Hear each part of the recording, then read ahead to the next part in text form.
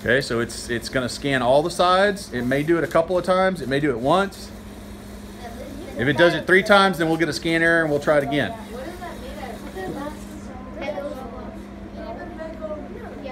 And there we go. Now it's solving it. So it scanned it once and it's solving.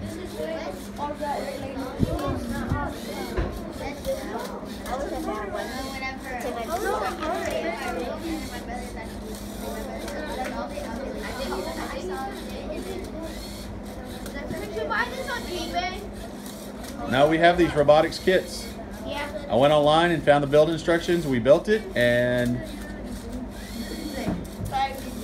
all this is, guys, is computer programming. This is computer code, just like you guys have learned how to do, just on an advanced level.